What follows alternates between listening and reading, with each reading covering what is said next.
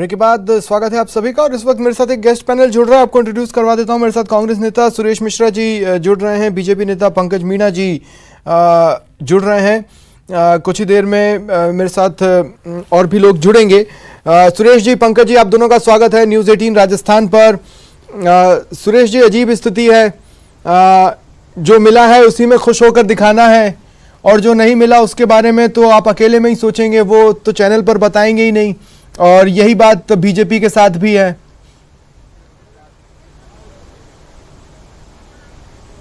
देखिए स्वप्निल जी, निश्चित रूप से हम सब लोग देखते आ रहे हैं कि लंबे समय से भारतीय जनता पार्टी का बोर्ड शहरों में बनता आया है। हम जयपुर शहर की बात करें, हमेशा बीजेपी का बोर्ड यहाँ बना है, पर इस बार जनता ने हमारे को मैंडेट दिया है और इसमें कोई दोराई नहीं, कुछ कमियां रह सकती हैं हमारे बीच में, लेकिन एक बोर्ड हमारा पूरा बनने वाला है, हेरिटेज। और यहाँ पे हमारी परफॉर्मेंस क्लियर मैंडेट नहीं है, इसको हम मान सकते हैं। और इसमें निश्चित रूप से कोई ना कोई कमी रही है हमारे बीच में, उस पर मंथन करेंगे। क्योंकि और जनता का जो अगर देखें तो जयपुर का मैक्सिमम जो मैंडेट है वो आपके अगेंस्ट है।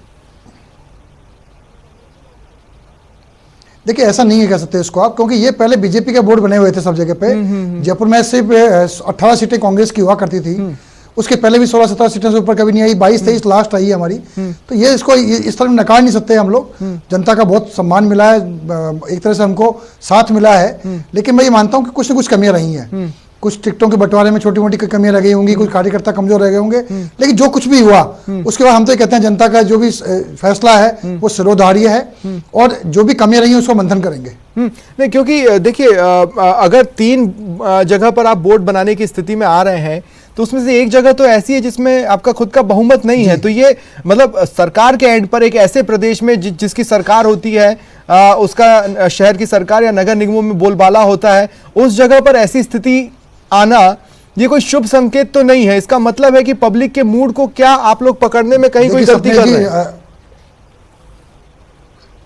देखिए स्वप्निल जी, निश्चित रूप से जो 11 निर्दलीय जीत के आए हैं उसमें से 5-7 हमारी कांग्रेस पार्टी से जुड़ी विचारधारा के लोग हैं। वो किसी कारण से भटक गए थे या चले गए थे, वो हमारे साथ ही हैं और निश्चित रूप से हमारा बोर्ड बन जाएगा। हेरिटेज में हमें कोई दिक्कत नहीं है, लेकिन जो कुछ भी कमियां रही हैं निश्चित रूप से मैं आपके टीवी चैनल पर इस बात को स्वीकार करता हूं। कुछ जो छोटी मोटी कमी रही है उनको पूरा करेंगे, मंथन करेंगे। और हम लोगों ने ये चुनाव लड़ा, बड़ी मजबूती से चुनाव लड़ा, हमारे सारे नेताओं ने पूरा प्रयास किया, टिकटों का बंटवारा भी हमने अच्छे ढंग से किया। लेकिन जो कुछ भी रहा उसके बाद ये मंथन करेंगे और जनता का जो भी आदेश है उसको सिरोधार्य करते हैं। ठीक है,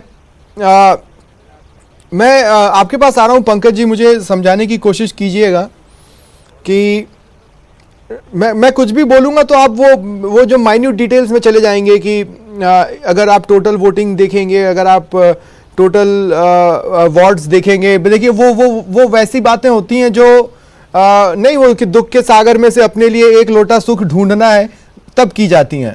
मैं आपसे बात कर रहा हूं कि परिसीमन को अगर मद्देनजर मान भी लिया जाए तो भी एक समुदाय आपके साथ नहीं आया जो कि आपके सबके साथ की पोल खोलने के लिए काफी है। नहीं, देखिए ऐसा नहीं कह सकते। आप अगर एक एक को वार्ड को देखेंगे, विशेषकर आप जिस प्रकार से चर्चा कर रहे हैं अल्पसंख्यक वार्डों की, तो निश्चित रूप से इस बार हमने 17 कैंडिडेट खड़े किए और 17 में से आपको ये मैं जानकारी दे दूं, एक कैंडिडेट हमारा जीता भी है इस बार। और शायद मेरे ख्याल से एक शुभ संकेत है कि जो एक संप्रदाय, जो एक धर्म के अनुयायी लोग जिनको हमेशा कांग्रेस पार्टी ने डरा के रखा, उनको एंटी बीजेपी बनाने के लिए उन्होंने मजबूर किया, आज उनके अंदर भारतीय जनता पार्टी के प्रति विश्वास जाग रहा है। और ये संकेत है वार्ड नंबर 88 जहां से हमारा रईस कुरैशी जीता है, ये सीधा सीधा संकेत है। और ये मैं समझता हूं कि कांग्रेस के प्रति अल्पसंख्यक समुदाय का जो विरोध है उसको दर्शाता है कि हम जयपुर शहर के अंदर जहां इन्होंने परिसीमन इस हिसाब से किया कि अल्पसंख्यकों के वोट लेके हम किसी तरह एक बोर्ड बना ले, हालांकि वो भी नहीं बना पाए, और उस जयपुर शहर के अंदर एक हमारा अल्पसंख्यक प्रत्याशी जीता है। और असल में एक बात और करना चाहूंगा मैं, आप इसको अभी अगर देखा जाए तो क्लियर कट 6 नगर निगम के अंदर कांग्रेस केवल 2 जगह बोर्ड बनाने की स्थिति में। और जहां तक बात है जयपुर शहर की, जयपुर शहर में जो ग्रेटर है, ग्रेटर में तो हमको बहुत बड़ी लीड लेके आगे जीते हुए हैं। ग्रेटर में तो कई समस्या नहीं है, लगभग हमने 70% वार्ड जीत लिए हैं। और अगर हेरिटेज को भी जीते, हेरिटेज को भी देखे तो लगभग भाजपा और कांग्रेस का मुकाबला लगभग बराबर सा ही है, कुछ एक दो सीटों का फर्क है। परंतु अगर हम पूरे संपूर्ण जयपुर शहर को एक करते हैं तो आप देखिए कि हम कांग्रेस पार्टी से बहुत आगे हैं। ये सीधा सीधा संकेत है कि कांग्रेस पार्टी जो 2 साल का कच्चा चिट्टा लेके मैदान में आई थी, उस मामले में ये फेल गई। जी, मैं एक सवाल और आपसे लेना चाहता हूं, जो बात आपने कही उसी से जुड़ा हुआ, लेकिन उससे पहले सहयोगी शाकिर मेरे को अपडेट देने के लिए जुड़ रहे हैं कोटा से। शाकिर, देखिए अब एक निगम में तो स्थिति साफ है, दूसरे की बात कर ले तो कांटे का मुकाबला चल रहा है। कहां तक पहुंचा मुकाबला? क्या फाइनल खत्म होकर ट्रॉफी उठाने तक की नौबत आ गई कि नहीं आई? देखिए स्वप्निल, अभी अगर मुकाबले की बात करें तो मैच टाई की स्थिति में आ गया है। सिर्फ 36-36 दोनों जो है बीजेपी और कांग्रेस दोनों के जो है पार्षद जीते हैं और 8 निर्दलीय पार्षद जो है उन्होंने बाजी मारी है। तो अब ये जो मुकाबला है ये और ज्यादा रोचक हो गया है, क्योंकि कोटा दक्षिण में कांग्रेस को इतनी उम्मीद नहीं थी कि वो इतना अच्छा कर पाएगी, लेकिन 36 और 36 दोनों के 36 पार्षद जीत करके आए और अब 8 जो निर्दलीय हैं वो अहम भूमिका निभाएंगे महापौर को बनाने में, बोर्ड बनाने में। तो अब जाहिर तौर पर ये जो अन्य है ये या तो बागी हैं, अगर बागी हैं तो किसके हैं या फिर किसी और दल के?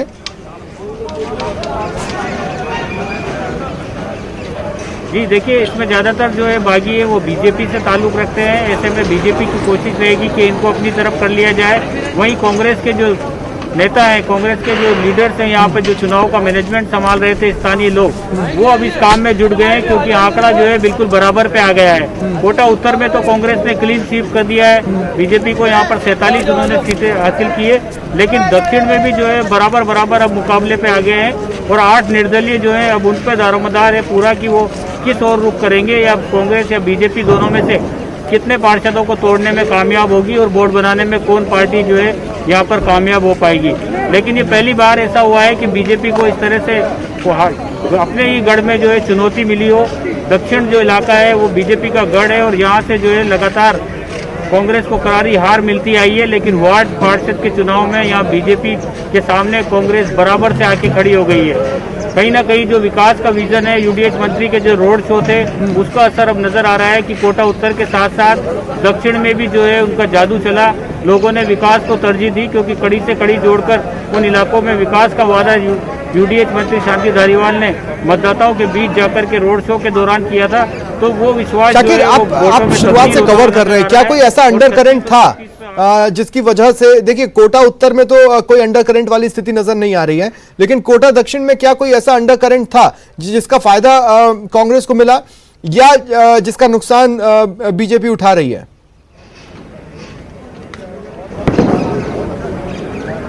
जी देखिए स्वप्निल, क्योंकि पिछला जो बोर्ड था वो बीजेपी का था और जो मेयर थे जो बीजेपी के मेयर थे और वो उसी नए कोटा दक्षिण क्षेत्र से ही ताल्लुक रखते हैं। तो कहीं ना कहीं एंटी इनकम्बेंसी भी जो है वो पूरी तरह से यहाँ पर काम में आई है और मतदाताओं ने जो है अपनी परेशानियों को देखते हुए कड़ी से कड़ी जोड़ने की कोशिश की है कि कहीं वार्डों का, क्योंकि अब ये वार्डों का विकास को लेकर के यूडीएच मंत्री जो वादा कर रहे थे लोगों के बीच में जाकर के, उस पर लोगों ने भरोसा जताया जिस तरह के नतीजे सामने आए हैं। वरना जो आम चुनाव होते हैं उसमें बीजेपी यहाँ से बहुत ज्यादा बढ़त इन इलाकों से लेती है, कांग्रेस यहाँ पर कहीं भी टिकती नजर नहीं आती। लेकिन आज जो नतीजे आए हैं कोटा दक्षिण निगम क्षेत्र के, कोटा दक्षिण विधानसभा क्षेत्र के, वो हैरान करने वाले हैं बीजेपी के लिए भी, क्योंकि जिस तरह के नतीजे आए हैं उसका अंदाज बीजेपी को नहीं था कि इस तरह के नतीजे कोटा दक्षिण में आ सकते हैं। शुरुआती दौर से ही कांग्रेस जो है कोटा उत्तर में मजबूत मानी जा रही थी, बोर्ड बनाने की स्थिति में मानी जा रही थी और दक्षिण में कहा जा रहा था कि भाजपा जो है अपना बोर्ड आराम से बना लेगी। लेकिन अब जो है बराबर पर जो है पार्षद जीत करके आए हैं, तो कहीं ना कहीं कांग्रेस के लिए बहुत बड़ी उपलब्धि है। अगर वो बोर्ड भी नहीं बना पाती है तो भी ये बड़ी उपलब्धि कांग्रेस की रहेगी। तो एक बात और बताइए, ये आपने कहा कि जो अन्य है उनमें से मैक्सिमम तो वो बागी हैं जो बीजेपी के बागी हैं, क्या ये वैसे बागी हैं जिन पर बीजेपी कार्रवाई कर चुकी है या फिर वैसे बागी हैं जो कार्रवाई की जद में आने से बच गए?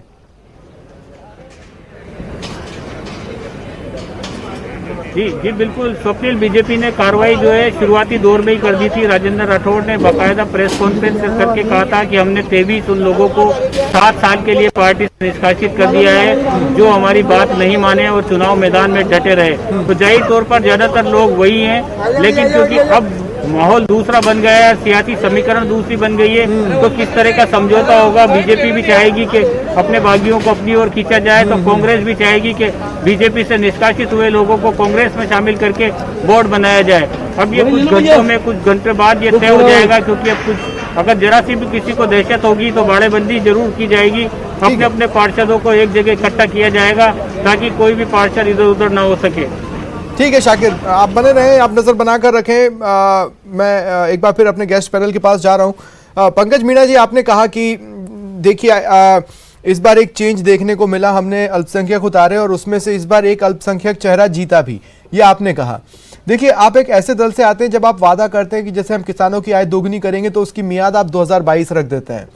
आप कहते हैं कि हम अर्थव्यवस्था इतनी कर देंगे तो उसकी मियाद आप 2024 रख देते हैं। आपके कुछ वादे 2030 तक भी जा रहे हैं। इसका मतलब है कि आप भविष्य की ओर देखते हैं।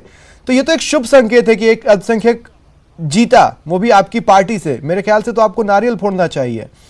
लेकिन मसला वही है ना कि फिर भी साथ आकर वोट तो नहीं दिया। नहीं, बिल्कुल वोट मिले हैं हमको। अगर आप विशेषकर केवल हेरिटेज की हम बात करें, नहीं तो फिर आप परिसीमन कारण नहीं गिनाएंगे ना कांग्रेस के जीतने का। हमको अल्पसंख्यकों के वोट बहुत अच्छी संख्या में मिले। नहीं, कारण गिनाएंगे माने ऐसा है कि आपने देखिए स्वप्निल, एक चीज बड़ी क्लियर सी है, ये कांग्रेस के नेता अनवर खान स्वीकार भी करते हैं और पत्रकार जगत भी पूरा स्वीकार करता है और राजनीति में नजर रखने वाले लोग सभी स्वीकार करते हैं कि आपने केवल अल्पसंख्यकों से लाभ लेने के लिए परिसीमन किया। अल्पसंख्यक बाहुल क्षेत्र में 5000 वोटर्स के ऊपर आपने वार्ड बना दिया और वहीं आपने जहां अल्पसंख्यक नहीं है और 10-11,000 के वोटर के ऊपर एक वार्ड लाभ लेने के लिए किया और लाभ ले लिया। मैं कह रहा हूं उस लाभ को आप अपने लाभ में कन्वर्ट नहीं कर पाए ना। आप उस लाभ में से एक हिस्सा अपने लिए नहीं झटक पाए ना, नहीं छीन पाए। नहीं, आप मैं फिर वही एक बार आंकड़े आपके सामने दोहराना चाहूंगा एक बार फिर से। जयपुर शहर में 250 वार्ड है। जयपुर शहर के 250 वार्ड में से 130 में भारतीय जनता पार्टी जीत चुकी है। और अगर हम बात करें कांग्रेस की तो कांग्रेस 100 का आंकड़ा भी नहीं छू पाई है। इसका मतलब यह है कि भारतीय जनता पार्टी और कांग्रेस में जयपुर शहर के अंदर 30 से ज्यादा वार्डों का फर्क है। ये सीधा सीधा दिखाता है कि भारतीय जनता पार्टी ने जिस पैमाने के ऊपर जिन वादों के साथ में चुनाव लड़ा जयपुर शहर के अंदर, उसमें हम सफल हुए।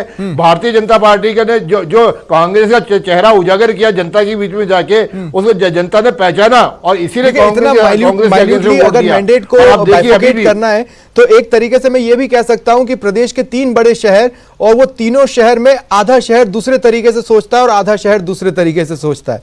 सिंपल सा बाइफोकेशन अगर मैं कहूं तो वो ये भी हो सकता है। लेकिन ठीक है, मैं अब सुरेश जी आपसे पूछना चाहता हूं। देखिए सुरेश जी, सिंपल सी बात है, जिसको फ्री हैंड था उसको क्रेडिट है ना। जैसे कोटा में शांति धारीवाल, वो उनके इलाके से बोर्ड बनवा ले गए और दूसरे इलाके में फाइट करवा ले गए तो उनका क्रेडिट बनता है। लेकिन जोधपुर, वहां जिनको फ्री हैंड था वो आधे उनके क्षेत्र में तो चमके लेकिन दूसरे के क्षेत्र में फेल रहे, तो उनके लिए तो 50-50 हो गया मामला। वो एस्टेब्लिश नहीं हो पाए एक बार फिर।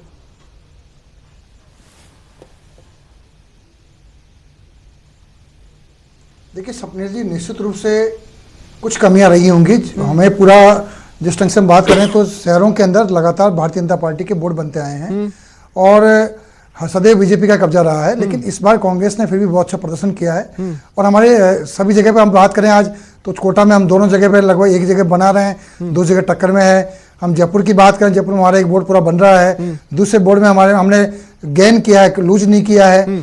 हम बात करें जोधपुर की तो वहां भी हमने गेन किया है, लूज नहीं किया है। तो हम लोग निश्चित रूप से पिछले 2 साल के शासन के बाद में जो कुछ कमियां रह गई हैं उन पर मंथन करने का हमें सोचना पड़ेगा और हमने बिल्कुल मांग के चली, इस पर चर्चा होगी और जिन लोगों की जवाबदेही थी लेकिन उनसे बात की जाएगी। और ये मैं लोकतंत्र का तरीका होता है, कहने की कोशिश की, नेता होते हैं वो रिस्पांसिबल होते हैं, काम कुछ कमियां होती हैं उनको भी ठीक करने का प्रयास एफर्ट लगाने की जरूरत नहीं पड़ती है। कुछ चीजें तो अपने आप भी सुरेश जी सुन रहे हैं मुझे? हाँ सुरेश जी, अब जी दोबारा बोलना पड़ेगा। हाँ, अब आप सुन पा रहे हैं ना। मैं ये कह रहा हूं कि देखिए कई बार जब काम बोलता है तो बहुत ज्यादा एफर्ट लगाने की जरूरत नहीं पड़ती है।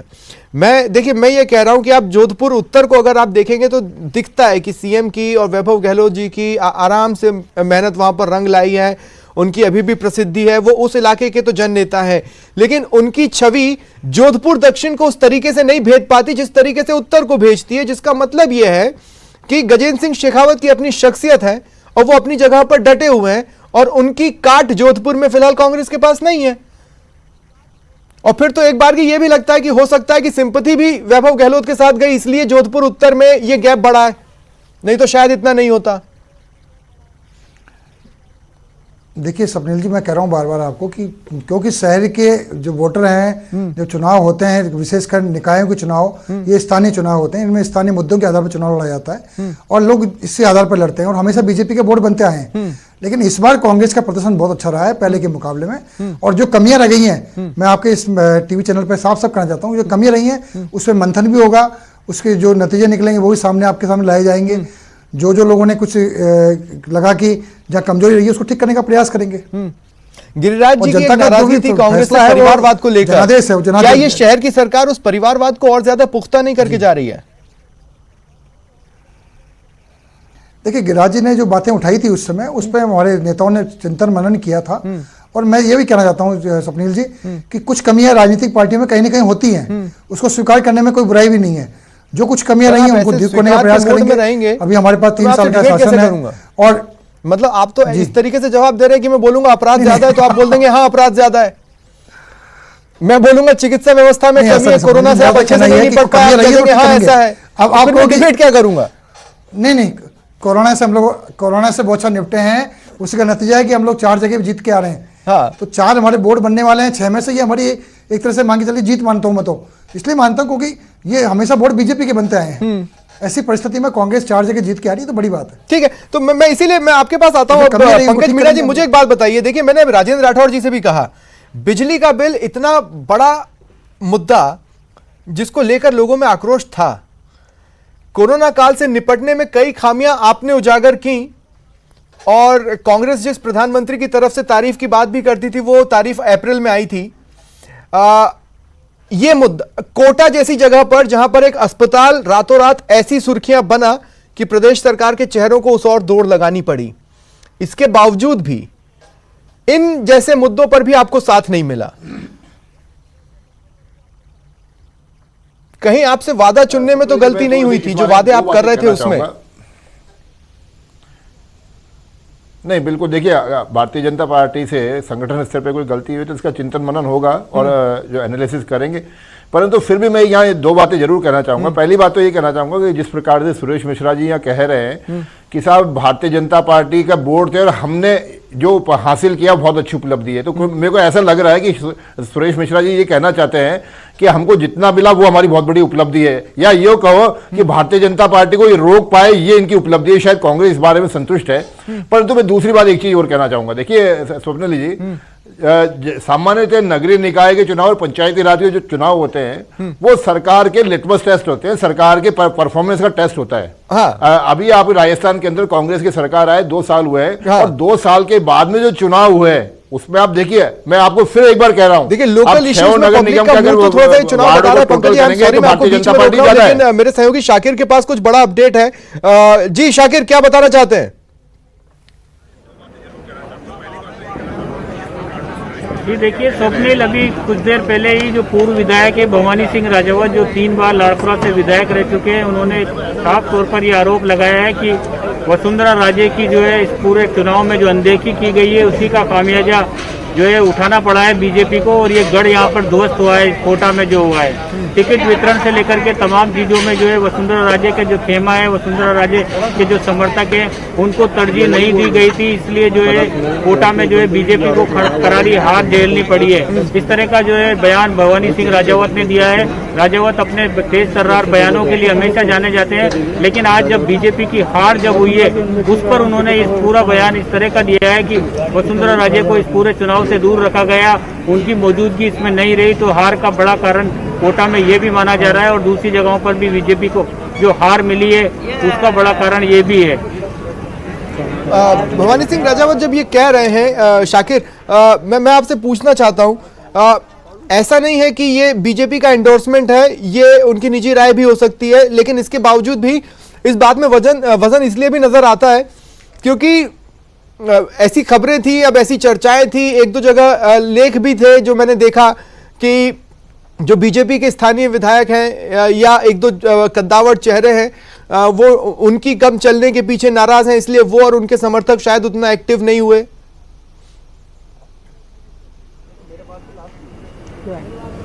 जाहिर तौर पर क्योंकि कोटा में बीजेपी में टिकट वितरण से लेकर ही घमासान शुरू हो गया था, इसी वजह से जो है विधानसभा के उपनेता राजेंद्र राठौड़ को यहाँ भेजा गया था, टिकट वितरण उन्होंने करवाया, उसके बाद जैसे तैसे चुनाव लड़ा। लेकिन कैंपेन में भी कहीं ना कहीं जो है वो गुटबाजी जो थी वो साफ तौर पर नजर आ रही थी। तो कहीं ना कहीं ये गुटबाजी प्रहलाद गुंजल का सुर्खियों में कम बने रहना क्या कारण रहा?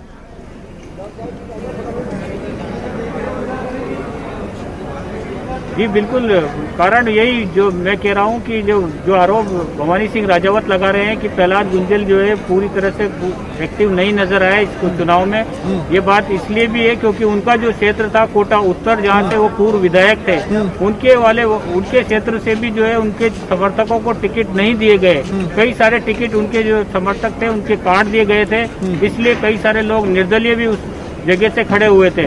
तो कहीं ना कहीं ये जो खेल बिगड़ा है, जीत का समीकरण जो बिगड़ा है बीजेपी का, इसके पीछे बड़ी वजह एक ये भी है कि खेमेबाजी जो थी उसको नजरअंदाज कर करके टिकट का वितरण किया गया। और जिस तरह भवानी सिंह राजावत कह रहे हैं कि उनके समर्थकों को वसुंधरा राजे के खेमे के जो लोग हैं जो उनके ठीक है शाकिर, ठीक है शाकिर, अब मैं रिएक्शन लेना चाहता हूं। पंकज मीणा जी, मैं जानना चाहता हूं, देखिए आप मुझको यही याद दिलाएंगे कि पूर्व मुख्यमंत्री वसुंधरा राजे अब भी आपकी पार्टी का प्रदेश का सबसे बड़ा चेहरा है और पार्टी को जब भी उनकी जरूरत होती है वो वहां पर रहती है। आप मुझे वही बातें याद दिलाएंगे या सच में बताएंगे कि पार्टी ने सच में उनकी कमी ग्राउंड पर महसूस की? मैं सुबह से ये जवाब खंगालने की कोशिश कर रहा हूं, जोधपुर में भी की गई, कोटा में भी की गई, अब भवानी सिंह राजावत भी उन्हें मिस कर रहे हैं चुनावों में, उनकी सरगर्मियां या उनका एक्टिवनेस। ये एक फैक्टर हो सकता है, हो कमी शायद ये रह गई। स्वप्निल जी, इस बात का जवाब आपको अपने आप मिल जाएगा अगर आप 2014 के चुनाव की तरफ याद करेंगे।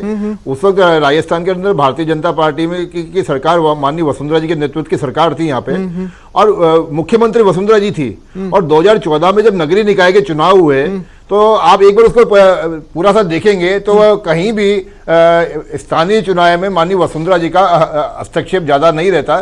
और ये मैं समझता हूँ कि बहुत अच्छी बात है कि जो लोकल लीडरशिप होती है, पार्टी की जो सेकंड लाइन की लीडरशिप होती है, उसको डेवलप करने का भी बहुत अच्छा तरीका होता है। नहीं, पर तब आप आज भी भारतीय जनता पार्टी सरकार में थे, अगर आपको तब भी याद हो तब आपके घोषणा पत्र में उनका फोटो था, अगर आपको तब भी याद हो तो आप उनके नाम पर वोट मांग लिया करते थे, कड़ी जोड़ने की चीजें याद दिलाते वक्त। पंकज जी याद है मुझे। नहीं बिल्कुल, देखिए मैंने आपकी पहली बात का जवाब दिया। देखिए वसुंधरा राजे जी आज भी हमारा पार्टी का सबसे बड़ा चेहरा है और पार्टी की राष्ट्रीय उपाध्यक्ष है, और राष्ट्रीय उपाध्यक्ष होने के नाते पूरे देश भर की उनकी जिम्मेदारी होती है। तो इस बात को मेरे को लगता नहीं कि कोई अनावश्यक तूल देने की आवश्यकता है। 2014 से कंपेयर करेंगे तो इसका जवाब सीधा सीधा मिल जाता है। ठीक है, परंतु देखिए मैं एक बार फिर वही बात दोहराना चाहूंगा जिस प्रकार से पहले अपनी बात कह रहा था कि स्थानीय निकाय के चुनाव और पंचायती राज के चुनाव हमेशा सरकार का लिटमस टेस्ट होता है, सरकार का परफॉर्मेंस का टेस्ट होता है। अब आप मेरे को मुझे बताइए कि आज सरकार को 2 साल काम करते हुए हो गए और 2 साल के काम के बाद में आपने बड़ी मुश्किल से नगरीय निकाय चुनाव कराए, 6 निगमों के चुनाव कराए, जैसे तैसे तोड़ दर के डंडे के जोर पे आपने चुनाव जीतने की कोशिश की, पर उसके बावजूद भी क्या हुआ? आप 40% सीटें भी पूरे 6 नगर निकाय में कहां डंडा चला? अब आप सरकारी मशीनरी वाला अब आप सोचिए पूरे शहर की सरकार खत्म हो गई, देर शाम हो गई। एक मिनट, बिल्कुल 4 जगह कांग्रेस जीती है।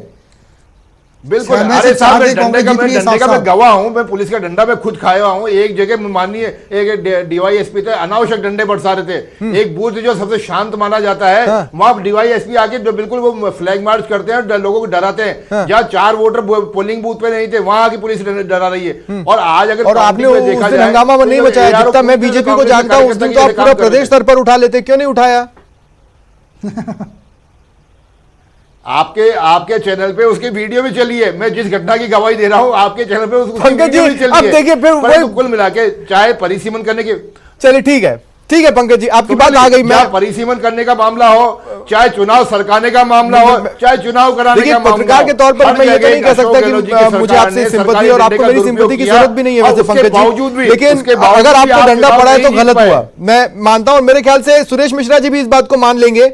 अगर सुरेश जी ये हुआ है तो फिर गलत हुआ, बाकी कहीं ऐसा नहीं हुआ, कहीं नहीं हुआ। देखो बीजेपी वाले झूठ बोलने में, आरोप लगाने में माहिर होते हैं, हम लगातार कई वर्षों से देखते आ रहे हैं। पंकज जी मेरे बहुत बिल्कुल पारिवारिक सदस्य हैं, राजनीति में अलग अलग हो सकते हैं विचारधारा के हिसाब से, अगर इनके कहीं चोट लगी तो हमारी चोट लगी, इनको बताना चाहिए था। कहीं ऐसा था नहीं, बस एक प्रोपेगेंडा बनाने का तरीका होता है, वो बना लिया। और मैं साफ साफ कहना चाहता हूँ कि ये मैंडेट में 4 जगह हम लोग जीत के आ रहे हैं, साफ साफ दिख रहा है, तो कोई बहुत बड़ा घाटा नहीं है कांग्रेस के लिए। कांग्रेस का प्रदर्शन बहुत अच्छा रहा है, नहीं, फिर भी कोई कमी नहीं है, पहले तो मैं एक बात क्लियर कर दूं, आप 4 जगह साफ साफ जीत कर नहीं आ रहे हैं, आप 2 जगह साफ साफ जीते हैं। एक जगह आप अन्य, मतलब आपकी टिकट बांटने में हुई मिस्टेक की वजह से इस बात को सुन रहे हैं, और दूसरी जगह अभी कांटे की टक्कर चल रही है, और बागियों में से भी मैक्सिमम बीजेपी के हैं, तो वहां पर अगर आप कुछ तिकड़म बिठा ले जाएं या आपके यहां जादू चल जाए तो वो 4 हो जाएंगे, नहीं तो 3। सुरेश जी। नहीं सर, जादू नहीं है, सरकारी डंडा ही चलेगा, ये सरकारी डंडा ही है। डंडा पकड़ के बैठ गए, डंडे की बात करते हैं, कभी कहते हैं कि जनता। देखिए अब ये यहाँ बात विकास और विनाश की हो रही है, बात यहाँ वादों और इन सारी चीजों की हो रही है। स्वप्नल जी, मैं एक बार फिर आपको फिर उदाहरण के साथ बताऊंगा। चलिए बताइए, उदाहरण के साथ बताऊंगा। हाँ, बताइए। आज काउंटिंग के अंदर शास्त्री नगर के एक बूथ के अंदर, शास्त्री नगर का एक बूथ की काउंटिंग के अंदर माननीय महेश जोशी जी खुद अंदर पहुंचे, वो किस हैसियत से गए? क्या उनके पास इलेक्शन महेश जोशी तो खुद चुनाव की प्रक्रिया पर सवाल उठा रहे थे स्याही को लेकर। महेश जोशी तो खुद ही चुनाव की प्रक्रिया पर स्याही को लेकर एक समय सवाल उठा रहे थे। आज काउंटिंग के अंदर महेश जोशी जी खुद मौजूद थे, वो किस हैसियत से? मैं आपके मंच के पूछना चाहता हूँ, आपके चैनल के माध्यम से महेश जोशी से प्रश्न करना चाहता हूँ, आज वो किस हैसियत से काउंटिंग के अंदर थे? ना उनके पास प्रेसिडेंट का कार्ड था, ना वो कैंडिडेट है, ना ही वो काउंटिंग एजेंट है। 4 मेरे विधानसभा क्षेत्र के 3 पार्षद, सिटिंग पार्षद, और एक जो है उसका सिंबल में कोई गड़बड़ हो गई थी, आरओ ने 1 मिनट में उसको कैंसिल कर दिया, जबकि सरकार कांग्रेस की थी। हम दबाव डाल सकते थे, पर हमने को दबाव नहीं डाला। जो फैसला कलेक्टर ने किया, आरओ ने किया, वो हमने माना उसको। तो कहीं चुनाव की प्रक्रिया पे कोई भी आरोप लगाता है वो सरासर गलत है। इलेक्शन कमीशन ने चुनाव बहुत अच्छे से करवाया है, कुछ कमियां छोटी मोटी रही होगी तो वो इलेक्शन कमीशन जाने। हमारे लेकिन यहाँ पर मैं भी एक बात जोड़ना चाहता हूँ। देखिए अभी थोड़ी देर पहले पंकज मीणा जी खुद इस बात को कह रहे थे कि जयपुर में ओवरऑल इन टोटलिटी मिलाकर हम 120 से ज्यादा लाए हैं। उसके बाद इतनी छोटी छोटी बातें गिनाने का कोई औचित्य नहीं रह जाता। अगर वो सच में इस बात से खुश हैं कि उन्हें जयपुर में 120 से ज्यादा मिले टोटल, भले ही बोर्ड 1 मिला, लेकिन बात वही रह जाती है कि दोनों ही दलों को यह जरूर सोचना होगा कि कहां पर खामियां रह गई, क्योंकि ये एग्जैक्टली क्लियर मैंडेट बोले वो भी कहने में थोड़ी सी हिचकिचाहट इसलिए होती है क्योंकि बीजेपी एंटी इनकम्बेंसी के भरोसे ज्यादा गई थी और अपने वादों के भरोसे पर कम, और कांग्रेस को एक्स्ट्रा जोर लगाना पड़ा इन शहर की सरकार में शुरुआत से लेकर अंत तक, जैसे कि ये कोई महायुद्ध हो। बहुत बहुत शुक्रिया करता हूं मैं आप दोनों का मेरे साथ जुड़ने के लिए और तमाम इस चर्चा में शामिल होने के लिए। तो फिलहाल स्थिति जो भी है वो टेली के जरिए आपके टेलीविजन स्क्रीन पर है। फिलहाल इतना ही, नमस्कार।